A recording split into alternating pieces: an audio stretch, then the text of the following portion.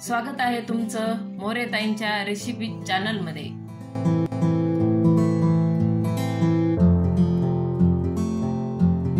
चला तर मग व्हिडिओमध्ये पुढे जाण्याआधी बेल आयकॉन दाबून चॅनलला सबस्क्राइब करा आणि सुरू करा मोरेताईंसोबत आजची ही चवदार रेसिपी बनवायला। नमस्कार मंडळी, आज आपण मूग डाळ आणि बटाट्याच्या खीसपासून भजे करणार आहे। आता आपण लागणारे साहित्य बघून घेऊ। ही मुगाची सालटेची डाळ मी भिजू घातली होती 4 तास, चांगली भिजलेली आहे आणि सगळं पाणी एकदम निथळून घेतलंय। हे बटाट्याचा खीस केलेला आहे, 2 बटाट्याचा। आता त्याच्यासाठी साहित्य पाहू आपण। हा कांदा घेतलाय कापून उभा, चवीनुसार मीठ घेतलंय, जिरे, लसण आणि हिरवी मिरची घेतली, कोथिंबीर घेतली, धने असे जाडसर कुटून घेतले, ओवा घेतला, थोडं लाल तिखट आणि 1 चुटकी अशी हळद घेतलेली। आता आपण ही भिजवलेली डाळ आहे ना, तर हिला मिक्सर मधून बारीक करून घेऊ। जास्त बारीक पण नाही करायची, अशी थोडी जाडसर कुटायची।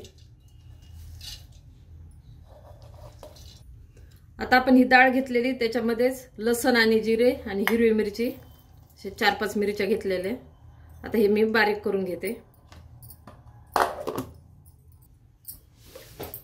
हे अशी आपण डाळ बारीक करून घेतलेली, जास्त बारीक नाही, थोडीशी एखाद्या डाळिंब्या राहिल्या तरी चालतात, छान लागतात। आता आपण ही डाळ बारीक केलेली काढून घेऊ।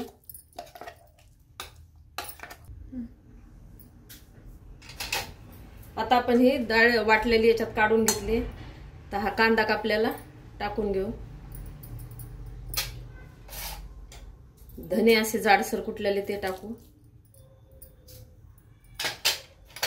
थोडासा ओवा घेतलाय चोळून टाकते,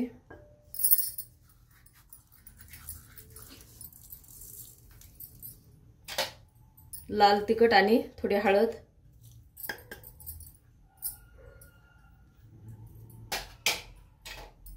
चवीनुसार मीठ,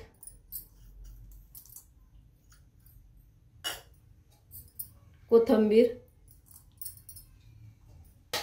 आणि बटाट्याचा खीस।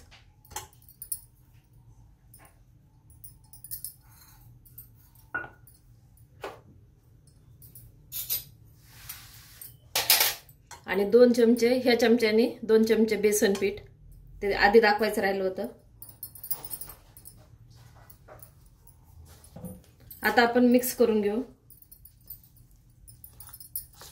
आणि डाळ बारीक करताना अजिबात पाणी नाही टाकलेलं, भिजवलेली डाळ आहे ना, तर थोडं आंगचंच पाणी राहतं आणि बटाट्यामध्ये पण थोडं पाणी राहतं। तर आपल्याला जर लागत असेल अजून बेसन पीठ तर तुम्ही टाकू शकता, म्हणजे हे पातळ जर झालं तर थोडंसं बेसन पीठ आपल्याला कालवता येतं याच्यामध्ये।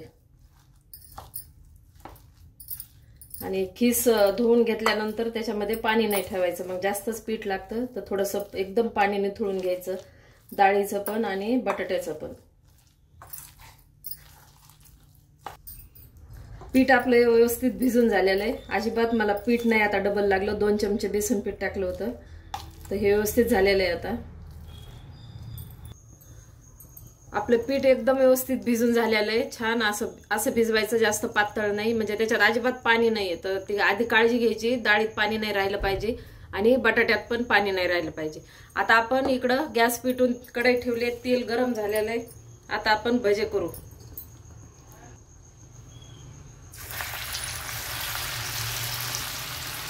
तेल व्यवस्थित चांगलं गरम करायचं, म्हणजे मग आपले भजे तेलकट होत नाही।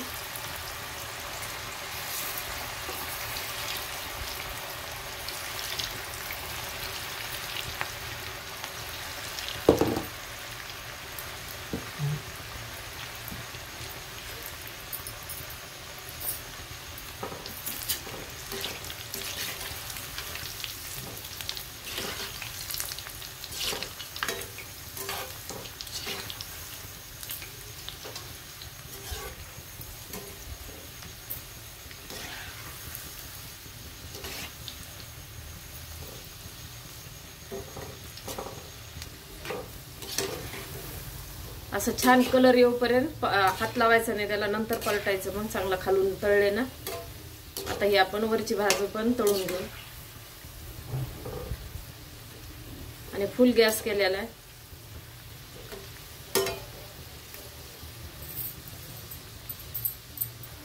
आता आपले भजे एकदम चांगले तळलेले, कलर पण छान आलाय. आता आपण काढून घेऊ. आणि ही ना साल्टाची डाळ आहे, त्याच्यामुळे एकदम चवदार लागते. ते एकदा नक्की अशा पद्धतीनं करा आणि बरोबर सगळं टाकलं की व्यवस्थित भजे होते. तर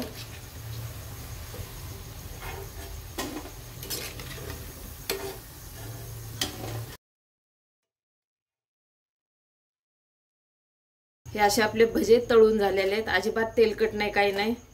छान कुरकुरीत, आतून एकदम सॉफ्ट. अशा प्रकारे आपले मूग डाळ आणि बटाट्यापासून भजे तयार आहे. एकदा नक्की ट्राय करा आणि कमेंटमध्ये कळवा.